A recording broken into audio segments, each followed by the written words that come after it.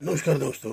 आज हम बात करेंगे बहुत ही आम बीमारी की जो 100 में से 50 लोगों को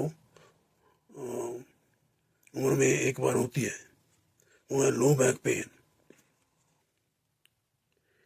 ये पुठा सीधा बाहर ज़्यादा चक लिया या ट्विस्ट कर लिया तो मांसपेशियों के खींच जाने से होती है। तो 90% 100 में से 90 लोगों को 2 हफ्ते में ਵੱਧ ਤੋਂ ਵੱਧ 4 ਹਫ਼ਤੇ 'ਚ ਆਰਾਮ ਆ ਜਾਂਦਾ ਆਪਣੇ ਆਪ ਹੀ, ਕੁਛ ਕਰਨ ਦੀ ਲੋੜ ਨਹੀਂ। ਅਤੇ 10% ਲੋਕਾਂ 'ਚ 2 ਹਫ਼ਤੇ ਤੋਂ ਜ਼ਿਆਦਾ ਰਹਿੰਦੀਆਂ। ਅਤੇ 6 ਹਫ਼ਤੇ ਹੋ ਗਏ ਅਤੇ ਉਦੋਂ ਤੁਸੀਂ MRI ਕਰਾਉਣੀ ਹੈ। ਪਰ ਜਦੋਂ ਮਰੀਜ਼ ਕੋਲ ਬੈਠਾ MRI ਤੋਂ ਬਾਅਦ 'ਚ ਆਖਰ 'ਤੇ ਜਾ ਕੇ ਆਰਡਰ ਕਰਨੀ ਹੈ। ਅਤੇ ਜਦੋਂ ਮਰੀਜ਼ ਕੋਲ ਬੈਠਾ ਅਤੇ ਉਦੋਂ ਤੁਸੀਂ ਕੀ ਗੱਲਾਂ ਪੁੱਛਣੀਆਂ ਉਹਨੂੰ। ਗੱਲਾਂ 'ਚ ਪਿੰਡਾਂ 'ਚ ਐਕਸਰੇ ਤਾਂ ਹੁੰਦੇ ਨਹੀਂ, ਅਤੇ ਗੱਲਾਂ 'ਚ ਹੀ ਪੁੱਛਣਾ ਵੀ ਡਾਇਗਨੋਸ ਕਰਨ ਦੀ ਕੋਸ਼ਿਸ਼ ਕਰਨੀ ਹੈ ਅਤੇ ਸਲਾਹ ਦੇਣ ਦੀ ਕੋਸ਼ਿਸ਼ ਕਰਨੀ ਹੈ ਘਟਦੀ ਵੱਧਦੀ ਕਿਸ ਚੀਜ਼ ਨਾਲ। ਅਤੇ ਦਰਦ ਤੋੜਨ ਦੇ ਨਾਲ ਜਾਂ ਸਟੈਂਡਿੰਗ ਖੜ੍ਹੇ ਹੋਣ ਨਾਲ ਵੱਧਦੀ ਹੈ ਅਤੇ ਬੈਠਣ ਨਾਲ ਠੀਕ ਹੋ ਜਾਂਦੀ ਹੈ। ਹੱਡੀਆਂ ਤਾਂ ਨਹੀਂ ਕਮਜ਼ੋਰ ਹੈਗੀਆਂ। ਸੱਟ ਨਹੀਂ ਲੱਗੀ ਜਾਂ ਕੋਈ ਪ੍ਰੈਨਿਜ਼ੋਨ ਦੀਆਂ ਗੋਲੀਆਂ ਤਾਂ ਨਹੀਂ ਖਾਂਦੀਆਂ ਕਾਫੀ ਦੇਰ ਹੋ ਗਈ, ਜਾਂ ਪਿਸ਼ਾਬ 'ਤੇ ਕੰਟਰੋਲ ਹੈਗਾ ਪੂਰਾ, ਲੈਟਰਿਨ 'ਤੇ ਕੰਟਰੋਲ ਪੂਰਾ ਹੈਗਾ, ਕਿਤੇ ਬਿਨਾਂ ਤਾਂ ਸਿੱਧੇ ਨਹੀਂ ਨਿਕਲ ਜਾਂਦੀ। ਅਤੇ ਲੈਟਰਿਨ ਵਾਲੀ ਜਗ੍ਹਾ 'ਤੇ ਆਲੇ ਤਰ੍ਹਾਂ ਕਰ ਦੇਖਣਾ ਕਿ ਉੱਥੋਂ ਸੁੰਨ ਨਹੀਂ ਹੋਇਆ, ਉਹਨਾਂ ਨਾਲ ਵਧੀ ਹੋਵੇ, ਰੋਜ਼ ਵਧੀ ਜਾਂਦੀ ਹੋਵੇ, ਅਤੇ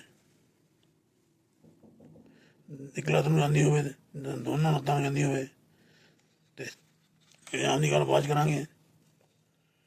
ਅਤੇ ਇਹ ਪੁੱਛਣਾ ਵੀ ਸਵੇਰ ਦੇ ਸਮੇਂ 'ਤੇ ਨਹੀਂ ਜ਼ਿਆਦਾ ਦਰਦ ਹੁੰਦੀ, ਜਾਣੀ ਕਿ ਅੱਧੇ ਘੰਟੇ ਤੋਂ ਲੈ ਕੇ ਘੰਟੇ ਤੱਕ ਆਕੜ ਪਈ ਰਹੇ, ਜਾਂ ਤੁਰਨ ਨਾਲ ਠੀਕ ਹੋ ਜਾਂਦੀ ਹੈ।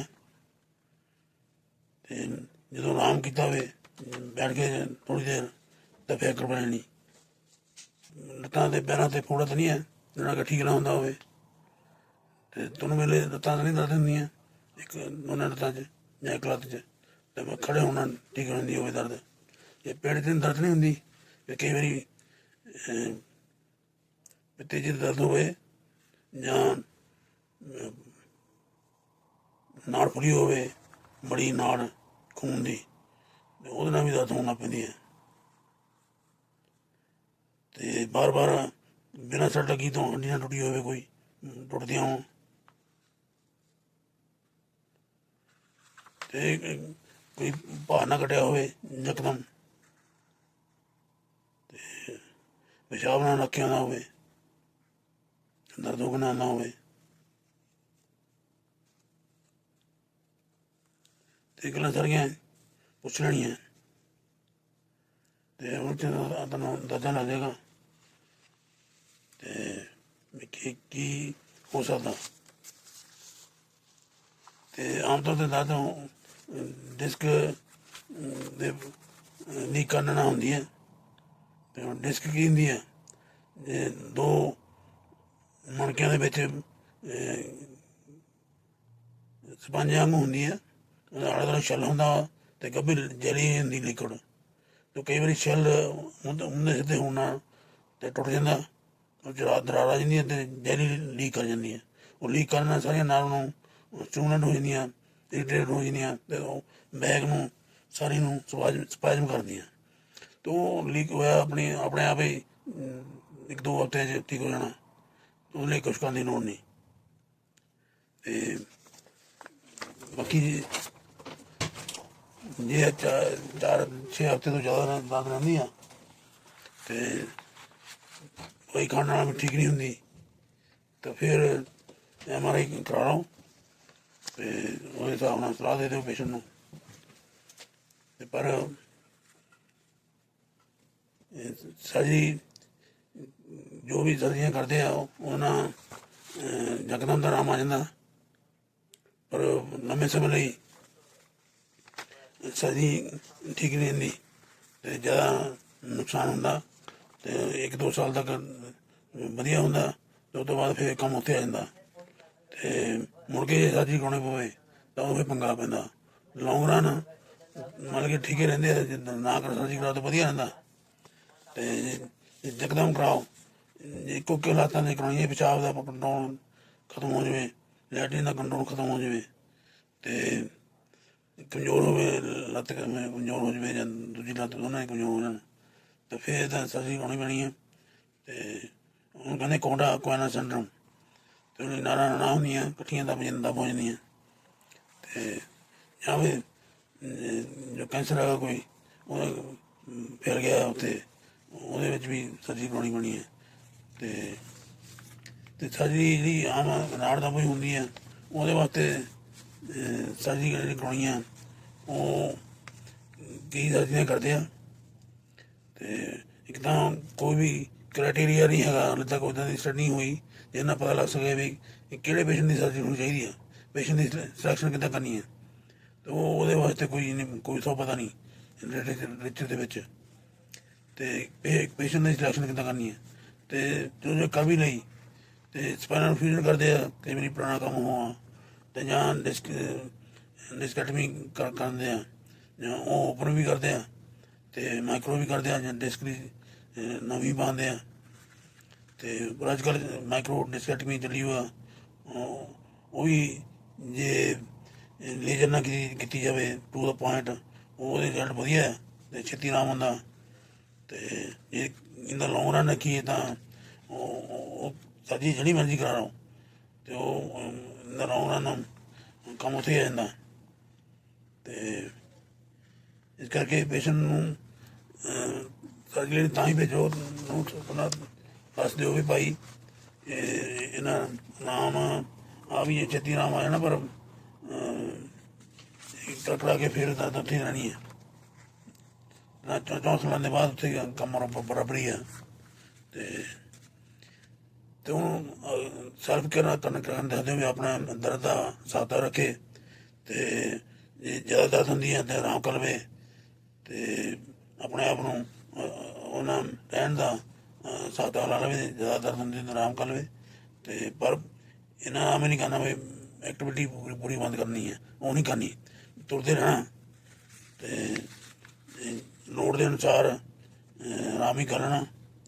ਅਤੇ ਫਿਜ਼ੀਕਲ ਥੈਰੇਪੀ ਜਿਹੜੀ ਸਪਾਈਨਲ ਦੀ ਮੈਨੂਪੂਲੇਸ਼ਨ ਕਰਦੇ ਆ, ਉਹ ਚਾਹੇ ਫਿਜ਼ੀਕਲ ਥੈਰੇਪੀ ਨਾਲ ਕਰ ਲਓ, ਚਾਹੇ ਕਾਇਰੋਪ੍ਰੈਕਟਰ ਤੋਂ ਕਰਾ ਲਓ, ਉਹਦਾ ਫਾਇਦਾ ਕੁਛ ਮਿਲਦਾ। ਅਤੇ ਐਕਸਰਸਾਈਜ਼ ਇੱਦਾਂ ਕਰਨੀਆਂ ਵੀ ਜਿੰਨਾ ਪੁੱਠੇ ਤਾਕਤਵਰ ਬਣਨ, ਉਹੀ ਫਿਜ਼ੀਕਲ ਥੈਰੇਪੀ ਨੂੰ ਥੈਰਾਪਿਸਟ ਨੂੰ ਪਤਾ ਹੁੰਦਾ ਕਿਹੜੀਆਂ ਐਕਸਰਸਾਈਜ਼ ਕਰਾਉਣੀਆਂ, ਉਹ ਐਕਸਰਸਾਈਜ਼ ਕਰ ਲਓ। ਅਤੇ ਦਰਦ ਵਾਸਤੇ ਟੈਰਾਨੋਲ ਕੰਮ ਨਹੀਂ ਕਰਨੀ, ਸੈਲੀਬ੍ਰੈਕਸ 200 ਮਿਲੀਗ੍ਰਾਮ 2 ਵਾਰੀ ਦਿਹਾੜੀ 'ਚ ਲੈ ਲਓ, ਉਹਨਾਂ ਪੇਟ ਨੂੰ ਨੁਕਸਾਨ ਵੀ ਨਹੀਂ ਹੋਣਾ ਅਤੇ ਆਰਾਮ ਵੀ ਤੁਹਾਨੂੰ ਆ ਜਾਣਾ। ਅਤੇ ਨਾਲ ਜੇ ਲੈਣੀ ਤਾਂ ਜੇ ਡਿਪਰੈਸ਼ਨ ਹੈਗੀ ਨਾਲ ਉਹ ਦੇਖ ਲੈਣੀ ਹੈ, ਜੇ ਇੰਜੈਕਟੀ ਹੈਗੀ ਤਾਂ ਨਾਲ ਉਹ ਦੇਖ ਲੈਣੀ ਹੈ, ਨਾਲ ਫਿਰ ਡਰੋਕਸੀਟਿਨ 20 ਮਿਲੀਗ੍ਰਾਮ ਰਾਤ ਨੂੰ ਦੇਈ ਜਾਓ ਅਤੇ ਠੀਕ ਹੈ। ਅਤੇ ਬਾਕੀ ਬ੍ਰੇਸਜ 10 ਯੂਨਿਟ ਮਸਾਜ ਕਰਨਾ, ਉਹ ਕਿਸੇ ਚੀਜ਼ ਤੋਂ ਕੋਈ ਫਾਇਦਾ ਨਹੀਂ ਹੁੰਦਾ।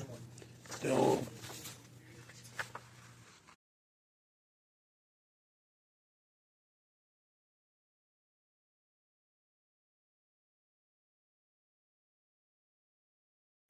दोस्तों कुछ कंप्लेन करना है लो बैक पेन का टॉपिक। बीच में मेरी डॉटर आ गई थी, उसकी वजह से पता नहीं दूर रह गया।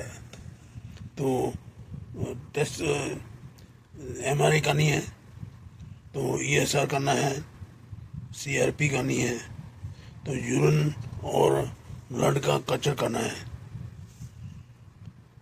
तो और देख लेना उसमें कोई किसी बीमारी की शंका हो तो उसकी उसके टेस्ट कर लेने हैं हिस्ट्री के मुताबिक। तो यदि आपको शक है, यदि बिना वजह कोई हड्डी टूट गई है तो मल्टीपल मायलोमा हो सकता है, तो उसके टेस्ट कर लेने हैं। कैल्शियम वगैरह टेस्ट कर लेना है, तो प्रोटीन नेक्ट्रोफिलिस करना है, तो यूरिन का टेस्ट करना है, उसमें मैक्सिमम प्रोटीन चेक करनी है। तो वो पहले टेस्ट है, उससे पता चल जाएगा कि मल्टीपल मायलोमा है या नहीं। यदि हिस्ट्री हो या पी सिम्प्लेक्स की, वो शले से निकल जाते हैं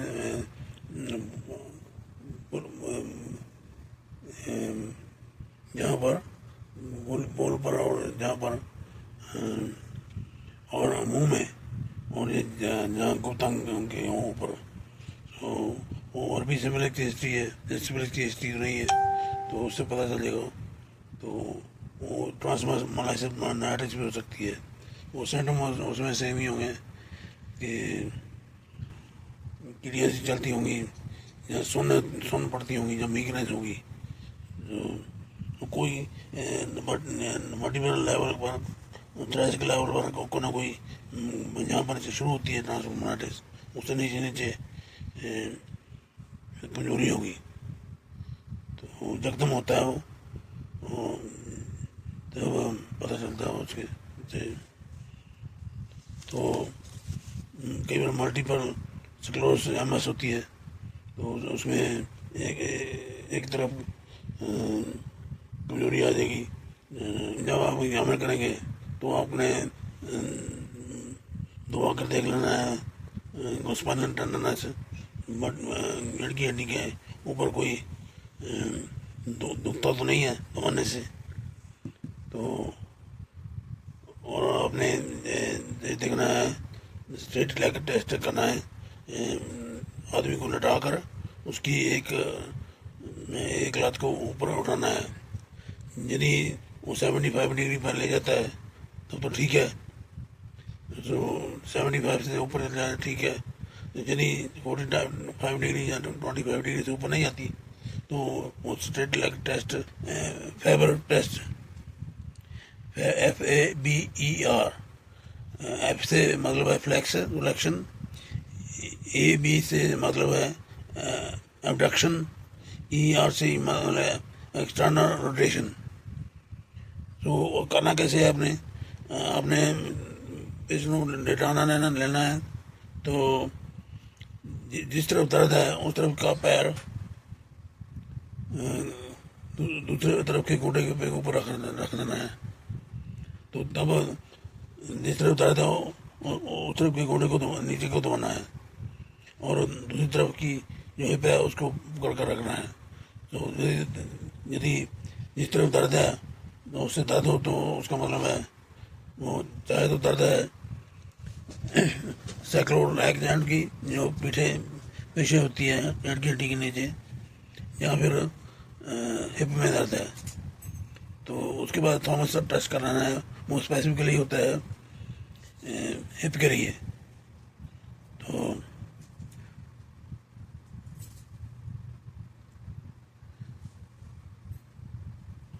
वो अपने पेशेंट को बिठा लेना है।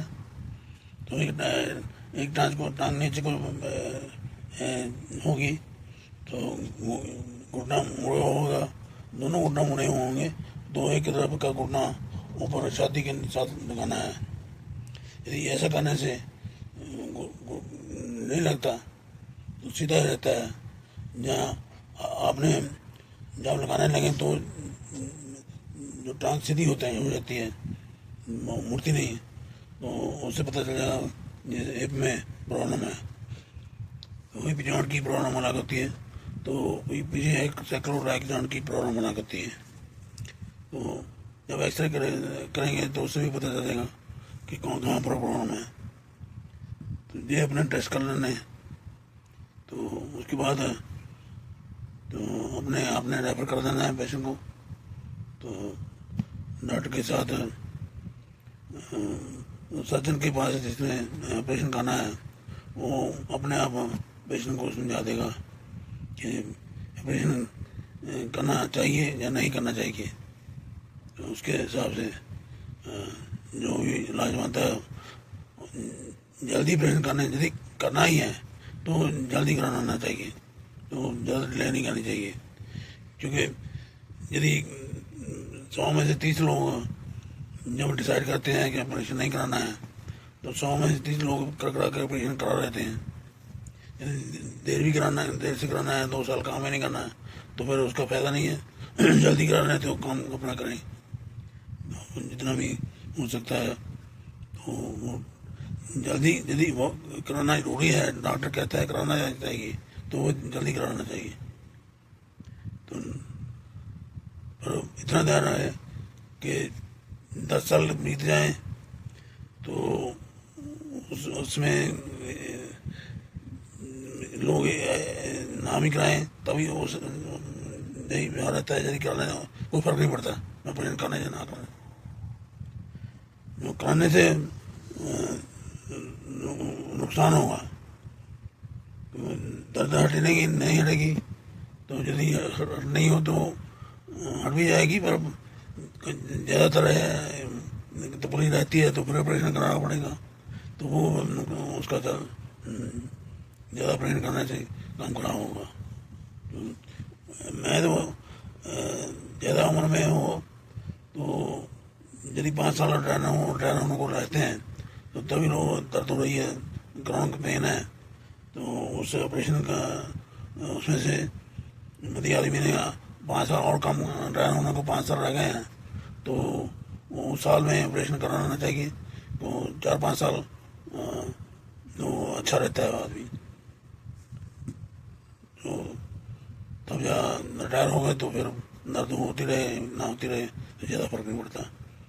अच्छा, नमस्कार, सलाम, जय भीम, राजस्वामी, सत श्री अकाल, वाहिगुरू जी का खालसा, वाहिगुरू जी की फतेह।